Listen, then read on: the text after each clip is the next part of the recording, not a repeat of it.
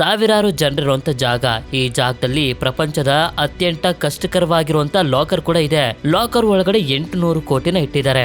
ಆ ದುಡ್ಡನ್ನ ಕದಿಯೋದಕ್ಕೆ ಒಂದು ಟೀಮ್ ನವರು ಇಡೀ ಸಿಟಿಯ ಕರೆಂಟ್ ಅನ್ನು ತೆಗೆದು ಲಾಕರ್ ಒಳಗಡೆ ಏನೋ ಬರ್ತಾರೆ. ಇನ್ನೇನು ದುಡ್ಡನ್ನ ತಗೊಂಡು ಹೋಗ್ಬೇಕು ಅಂತ ಅನ್ಕೊಳ್ಳೋಷ್ಟರಲ್ಲಿ ಅದೇ ಸಮಯಕ್ಕೆ ಪೊಲೀಸರು ಬಂದ್ಬಿಡ್ತಾರೆ.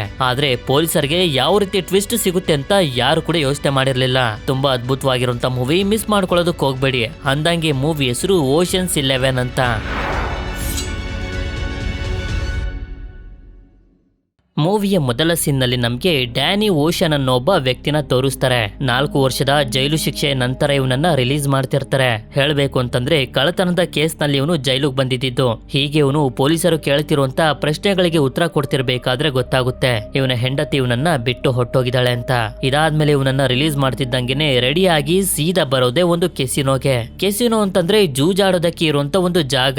ಇಲ್ಲಿ ಕೆಲಸ ಮಾಡ್ತಿರುವಂತ ಫ್ರಾಂಕ್ ಅನ್ನೋ ಒಬ್ಬ ವ್ಯಕ್ತಿನ ಇವನು ಮೀಟ್ ಮಾಡೋದಕ್ಕೆ ಅಂತ ಬಂದಿರೋದು. ಆದ್ರೆ ಫ್ರಾಂಕ್ ಮಾತ್ರ ಡ್ಯಾನಿನ ಯಾವತ್ತೂ ನೋಡೇ ಇಲ್ಲ ಅನ್ನೋ ರೀತಿ ಬಿಹೇವ್ ಮಾಡ್ತಾನೆ. ಆದ್ರೆ ಯಾವಾಗ ಇವನ ಕೆಲಸ ಮುಗಿಯುತ್ತೋ ಇವನೇ ಡ್ಯಾನಿ ಹತ್ರ ಬಂದು ಕ್ಷಮೆ ಕೇಳ್ತಾನೆ. ಡ್ಯೂಟಿ ಟೈಮ್ ನಲ್ಲಿ ನಿನ್ ಜೊತೆ ನಾನು ಮಾತಾಡಿದ್ರೆ ನಾನು ಯಾರು ಅಂತ ಎಲ್ಲರಿಗೂ ಗೊತ್ತಾಗೋಗ್ತಿತ್ತು ಅಂತ.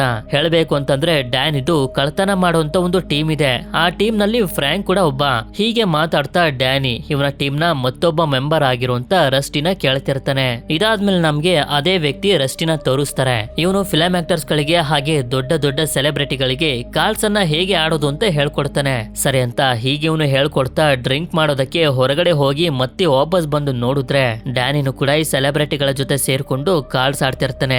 ಆದ್ರೆ ರಸ್ಟಿ ಆಗ್ಲಿ ಡ್ಯಾನಿ ಆಗ್ಲಿ ಇಬ್ರು ಕೂಡ ಒಬ್ರಿಗೊಬ್ರು ಪರಿಚಯ ಇಲ್ದೇ ಇರೋ ರೀತಿ ಬಿಹೇವ್ ಮಾಡ್ತಾ ಈ ಸೆಲೆಬ್ರಿಟಿಗಳ ಜೊತೆ ಕಾರ್ಡ್ಸ್ ಅನ್ನ ಆಡಿ ಎಲ್ಲಾ ದುಡ್ಡನ್ನ ಗೆದ್ದು ಬಿಡ್ತಾರೆ. ಇದಾದ್ಮೇಲೆ 4 ವರ್ಷದ ನಂತರ ಇವರು ಮೀಟ್ ಆಗ್ತಿರೋದ್ರಿಂದ ಒಂದು ರೆಸ್ಟೋರೆಂಟ್ ಗೆ ಬಂದಾಗ ಡ್ಯಾನ್ ಇವನ ಪ್ಲಾನ್ ಅನ್ನ ಹೇಳ್ತಾ ಹೋಗ್ತಾನೆ. ನಾನು 3 ದೊಡ್ಡ ದೊಡ್ಡ ಕಸಿನೋಗಳನ್ನ ಕದಿಬೇಕು ಅಂತಿದ್ದೀನಿ ಅಂತ.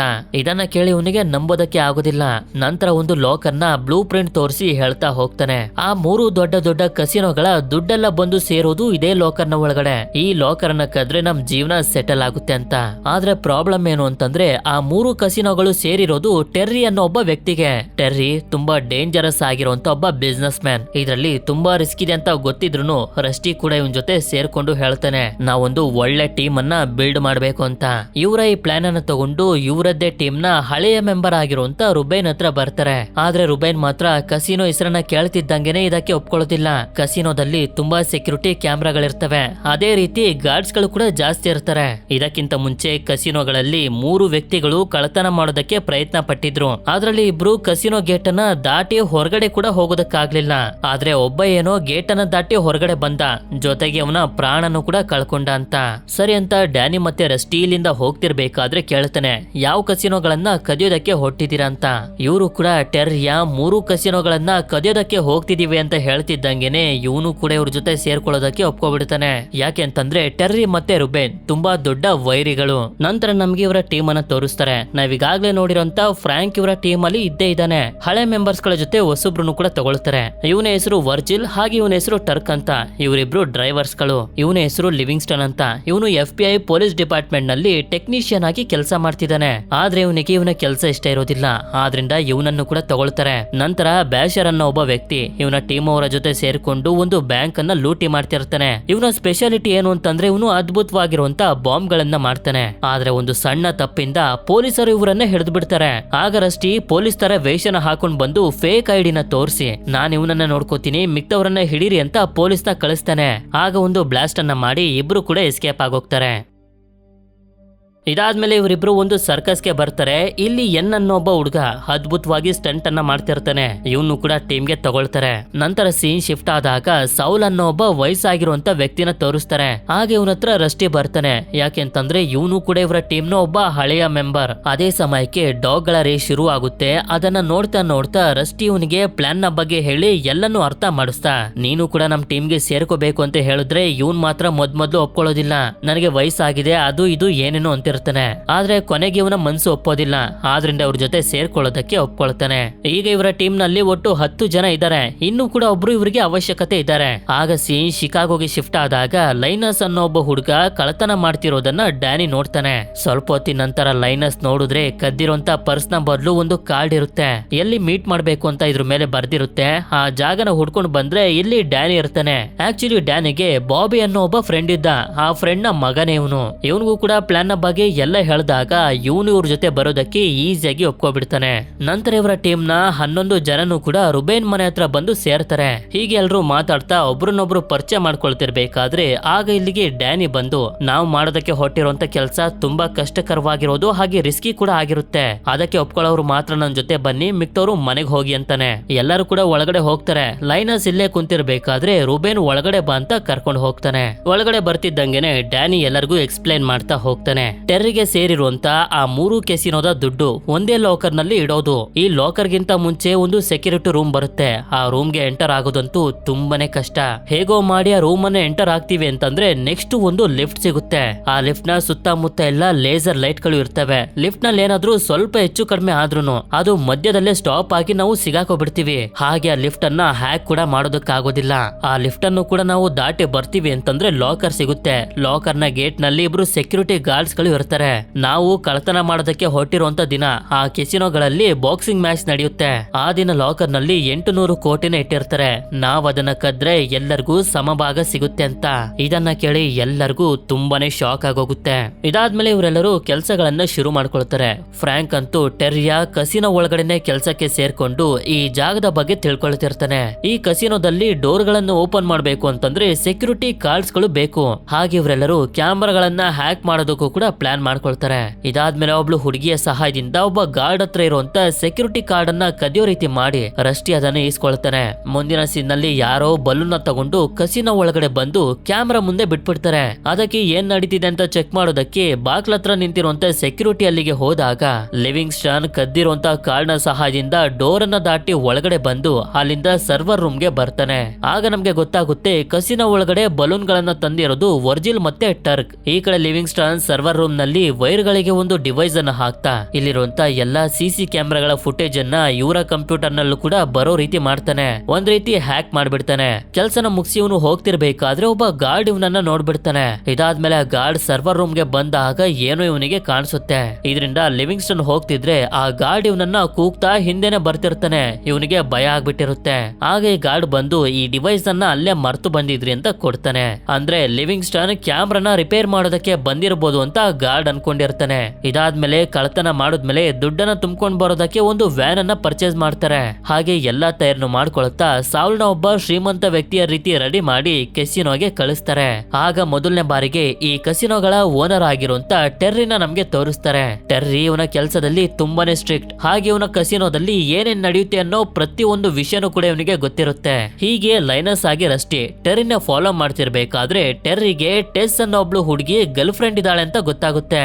ಇದರಿಂದ ರಸ್ಟಿ ಅಂತೂ ತುಂಬಾ ಶಾಕ್ ಆಗ್ಬಿಡ್ತಾನೆ. ಈ ಕಡೆ ಡ್ಯಾನಿ ಕಸಿನೋದಲ್ಲಿರೋ ರೀತಿನೇ ಫೇಕ್ ಲಾಕರ್ ಅನ್ನ ರೆಡಿ ಮಾಡಿಸ್ತಿರ್ಬೇಕಾದ್ರೆ ಆಗ ಇಲ್ಲಿಗೆ ರಸ್ಟಿ ಬಂದು ಇವನ್ ಜೊತೆ ಕೋಪ ಮಾಡ್ಕೊಂಡು ಮಾತಾಡ್ತಿರೋದ್ರಿಂದ ನಮ್ಗೆ ಅರ್ಥ ಆಗೋಗುತ್ತೆ. ಟೆರ್ರಿಯ ಗರ್ಲ್ ಫ್ರೆಂಡ್ ಇದ್ದಾಳಲ್ಲ ಟೆಸ್, ಅವಳು ಬೇರೆ ಯಾರು ಅಲ್ಲ ಡ್ಯಾನಿನ ಬಿಟ್ಟು ಹೋಗಿರುವಂತ ಇವನ ಹೆಂಡತಿನೇ. ಇದರಿಂದ ರಸ್ಟಿಗೆ ಟೆರ್ರಿ ಮೇಲೆ ದ್ವೇಷನ ತೀರ್ಸ್ಕೊಳ್ಳೋದಕ್ಕೆ ಡ್ಯಾನಿ ಕಳತನನ ಮಾಡ್ತಿದ್ದಾನೆ ಅಂತ ಅನ್ಸುತ್ತೆ. ಇಲ್ಲ, ಇದನ್ನ ದುಡ್ಡಿಗೋಸ್ಕರನೇ ಮಾಡ್ತಿರೋದು ಅಂತ ಡ್ಯಾನಿ ಇವನನ್ನ ನಂಬಿಸ್ತಾನೆ. ಇದಾದ್ಮೇಲೆ ಟೆರ್ರಿ ಮತ್ತೆ ಟೆಸ್ ಒಟ್ಟಿಗೆ ಇರೋದನ್ನ ನಮ್ಗೆ ತೋರಿಸ್ತಾರೆ. ಈ ಕಡೆ ಸೌಲ್ ಶ್ರೀಮಂತ ವ್ಯಕ್ತಿಯ ಕಸಿನೋಗೆ ಬಂದಿದ್ದಾನಲ್ಲ, ಇವನು ಟೆರ್ರಿಯ ಬಾಡಿ ಗಾರ್ಡ್ ಗೆ ಹೇಳಿ ಕಳಿಸಿರ್ತಾನೆ, ನಾನೊಬ್ಬ ವೆಪನ್ ಡೀಲರ್, ತುಂಬಾ ದೊಡ್ಡ ಶ್ರೀಮಂತ, ಟೆರ್ರಿಯ ಜೊತೆ ಸೆಪರೇಟ್ ಆಗಿ ಮಾತಾಡ್ಬೇಕು ಅಂತ. ಟೆರ್ರಿನೂ ಕೂಡ ಅವನನ್ನ ಮೀಟ್ ಮಾಡೋದಕ್ಕೆ ಸರಿ ಅಂತ ಒಪ್ಕೊಳ್ತಾನೆ. ಈ ಕಡೆ ಟೆಸ್ ಡಿನ್ನರ್ ಗೆ ಅಂತ ಬಂದಿರ್ಬೇಕಾದ್ರೆ ಆಗ ಇವಳ ಹತ್ರ ಡ್ಯಾನಿ ಬರ್ತಾನೆ. ಇವನನ್ನ ನೋಡಿ ಇವಳಿಗೆ ಸ್ವಲ್ಪನೇ ಇಷ್ಟ ಆಗೋದಿಲ್ಲ. ಇವನು ಇವಳ ಜೊತೆ ಮಾತಾಡ್ತಾ ನಾವಿಬ್ರು ಜೊತೆಗೆ ಬದುಕೋಣ ಅಂತ ಹೇಳ್ತಿರ್ತಾನೆ. ಆದ್ರೆ ಅದಕ್ಕೆ ಇವಳು ಮಾತ್ರ ರೆಡಿ ಆಗಿರೋದಿಲ್ಲ. ಈ ಕಡೆ ಸೌಲ್ ಟೆರ್ರಿಗೆ ಹೇಳ್ತಿರ್ತಾನೆ, ನಂದು ಇಂಪಾರ್ಟೆಂಟ್ ಆಗಿರುವಂತ ಒಂದು ಪಾರ್ಸಲ್ ಬರ್ತಿದೆ, ಅದನ್ನ ಗಳನ್ನ ಇಡೋದಕ್ಕೆ ನಿಮ್ಮ ಹತ್ರ ಯಾವ್ದಾದ್ರು ಸೇಫ್ ಆಗಿರುವಂತ ಜಾಗ ಇದೆಯಾ ಅಂತ. ಇವನು ಕೂಡ ನಮ್ಮ ಲಾಕರ್ ನಲ್ಲಿ ಇಡ್ತೀವಿ ಅಂತ ಹೇಳ್ತಾನೆ. ಈ ಕಡೆ ಇವರಿಬ್ರು ಇವರ ಡಿವೋರ್ಸ್ ಆಗಿರೋದ್ರ ಬಗ್ಗೆ ಮಾತಾಡ್ತಿರ್ಬೇಕಾದ್ರೆ ಆಗ ಇಲ್ಲಿಗೆ ಟೆರ್ರಿ ಬರ್ತಾನೆ. ಟೆರ್ರಿಗೆ ಗೊತ್ತಿದೆ ಡ್ಯಾನಿ ಟೆಸ್ ನ ಎಕ್ಸ್ ಹಸ್ಬೆಂಡ್, ಹಾಗೆ ಕಳ್ಳತನದ ಕೇಸ್ ನಲ್ಲಿ ಜೈಲ್ಗೆ ಹೋಗಿದ್ದ ಅಂತಾನು ಕೂಡ ಗೊತ್ತಿದೆ. ಸರಿ ನೀವಿಬ್ರು ಎಂಜಾಯ್ ಮಾಡಿ ಅಂತ ಡ್ಯಾನಿ ಇಲ್ಲಿಂದ ಹೋಗ್ತಾನೆ. ಆದ್ರೆ ಇದನ್ನೆಲ್ಲ ಲೈನಸ್ ನೋಡ್ಬಿಡ್ತಾನೆ. ನಂತರ ಇವರೆಲ್ಲರೂ ಪ್ಲಾನ್ ಮಾಡ್ಕೊಳ್ತಿರ್ತಾರೆ, ಹೇಗಾದ್ರೂ ಮಾಡಿ ಎನ್ನ ಒಂದು ಬಾಕ್ಸ್ ನ ಸಹಾಯದಿಂದ ಲಾಕರ್ ನ ಒಳಗಡೆ ಕಳಿಸ್ಬೇಕು. ಲಾಕರ್ ನ ನೆಲದ ಮೇಲೆ ಎಲ್ಲಾ ಕಡೆ ಲೇಸರ್ ಗಳು ಇರ್ತವೆ, ಆದ್ರಿಂದ ನೆಲದ ಮೇಲೆ ಇಳಿದೆ ಎನ್ ಜಂಪ್ ಮಾಡ್ತಾ ಒಳಗಡೆಯಿಂದಾನೆ ಡೋರ್ ನ ಬ್ಲಾಸ್ಟ್ ಮಾಡ್ಬೇಕು ಅಂತ. ಆದ್ರೆ ಇವರ ದೊಡ್ಡ ಪ್ರಾಬ್ಲಮ್ ಏನು ಅಂತಂದ್ರೆ ಆ ಲಿಫ್ಟ್ ಅನ್ನ ಹ್ಯಾಕ್ ಮಾಡೋದಕ್ಕಾಗದೆ ಇರೋದ್ರಿಂದ ಅದಕ್ಕೂ ಕೂಡ ಒಂದು ಪ್ಲಾನ್ ಅನ್ನ ಮಾಡ್ಕೊಂಡಿರ್ತಾರೆ. ಅದೇನು ಅಂತಂದ್ರೆ ಇವರು ಕದಿಯೋದಕ್ಕೆ ಹೋದಾಗ ಇಡೀ ಸಿಟಿಯ ಕರೆಂಟ್ ಅನ್ನೇ ತೆಗೆದು ಬಿಡ್ಬೇಕು. ಆಗ ಸಮಯ ಸಿಕ್ತಿದ್ದಂಗೆನೆ ಲಿಫ್ಟ್ ಅನ್ನ ದಾಟಿ ಕೆಳಗಡೆ ಹೋಗ್ಬೋದು ಅಂತ.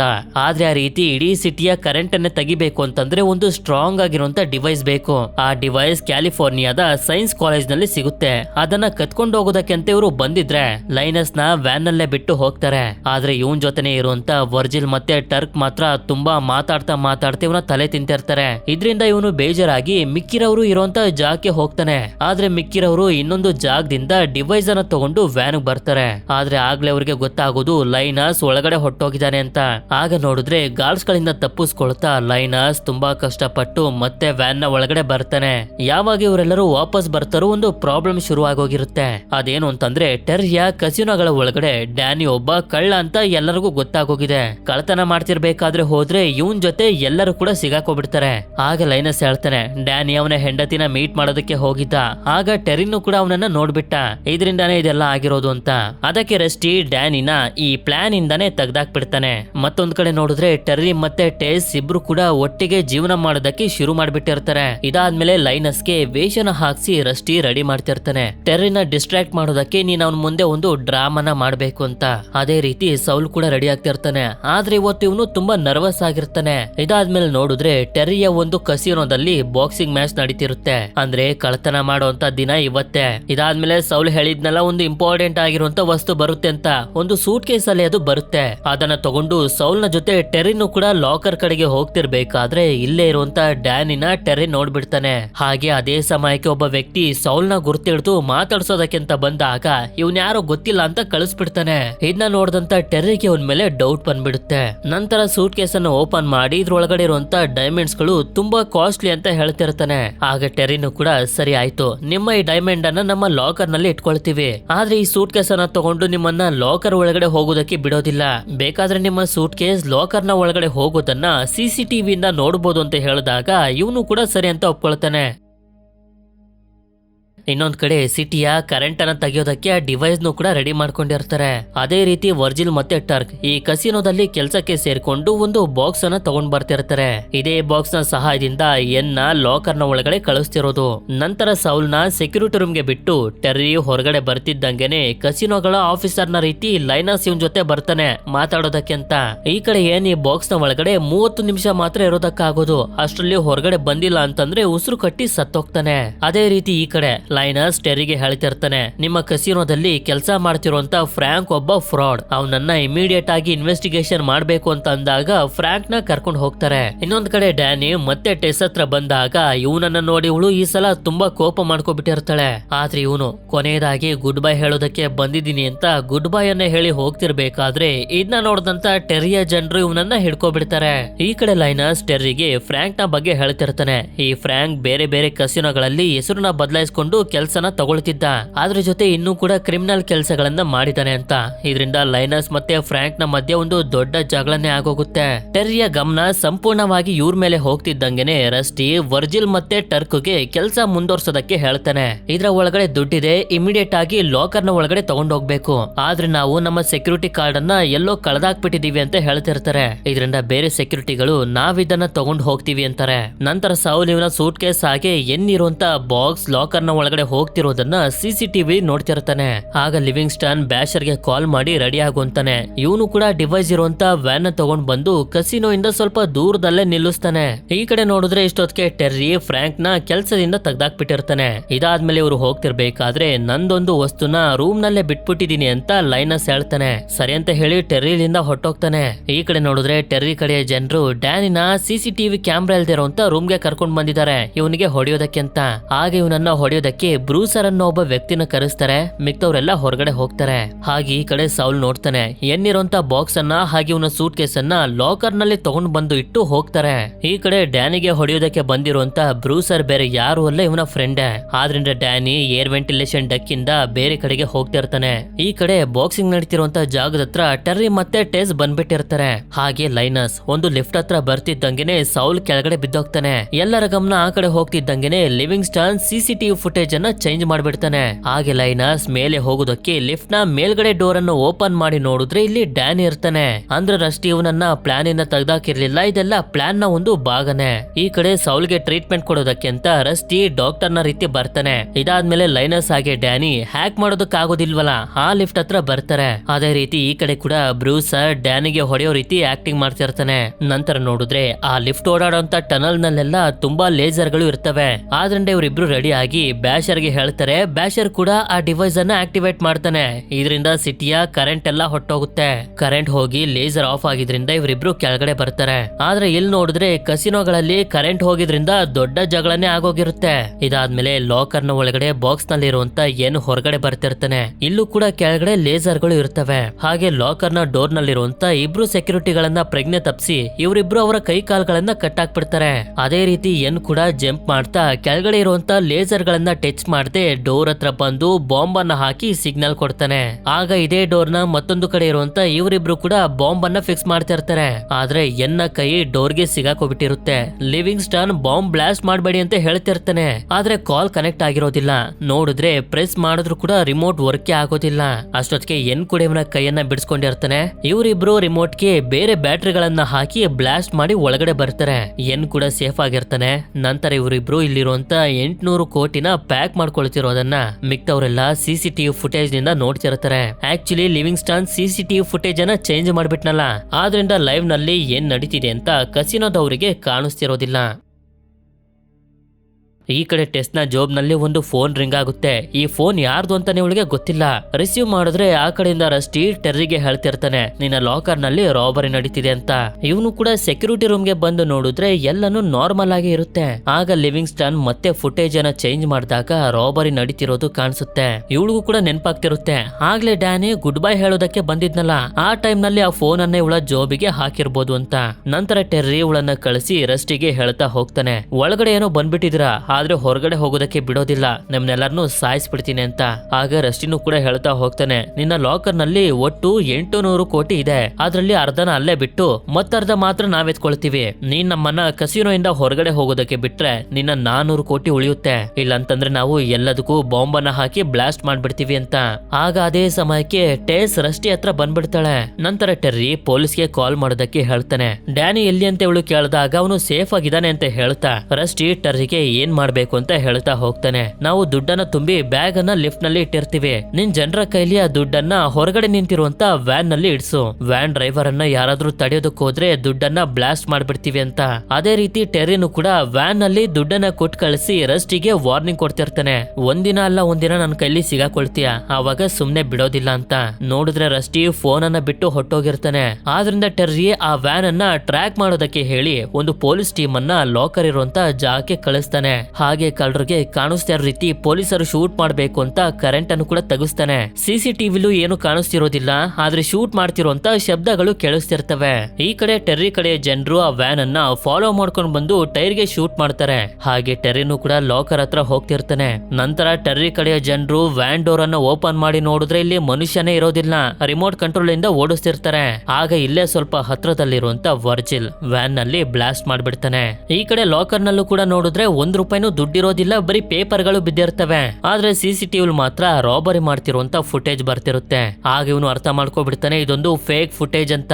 ನಾವಾಗ್ಲೇ ನೋಡಿದ್ವಲ್ಲ, ಡ್ಯಾನಿ ಲಾಕರ್ ರೂಮ್ ತರನೇ ಒಂದು ಫೇಕ್ ಲಾಕರ್ ರೂಮ್ ನ ರೆಡಿ ಮಾಡಿಸ್ತಿದ್ದನ್ನ, ಅದೇ ಫೇಕ್ ರೂಮ್ ನ ಫುಟೇಜ್ ಇದು. ಇನ್ನೊಂದ್ ಕಡೆ ದುಡ್ಡು ತುಂಬಿರುವಂತ ಬ್ಯಾಗ್ ಗಳನ್ನ ಎತ್ಕೊಂಡು ಹೋಗ್ತಿರುವಂತ ಪೊಲೀಸರನ್ನ ತೋರಿಸ್ತಾರೆ.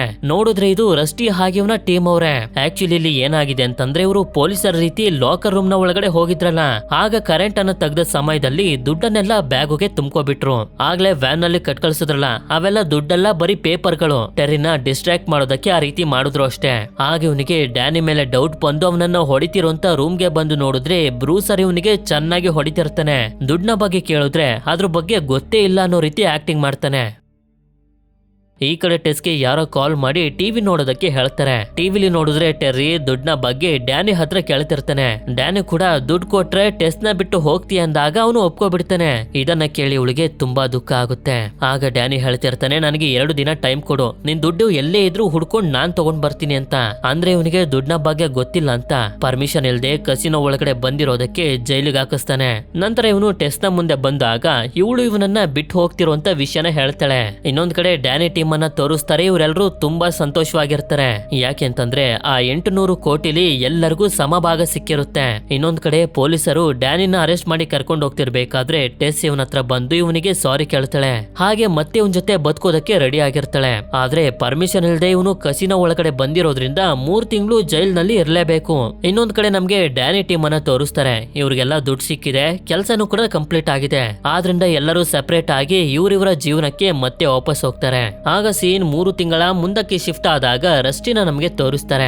ರಿಲೀಸ್ ಆಗಿರುವಂತ ಡ್ಯಾನಿನ ಕರ್ಕೊಂಡು ಹೋಗೋದಕ್ಕೆ ಬಂದಿರ್ತಾನೆ. ಇವನ್ ಜೊತೆ ರಸ್ಟಿನೂ ಕೂಡ ಬಂದಿರ್ತಾಳೆ.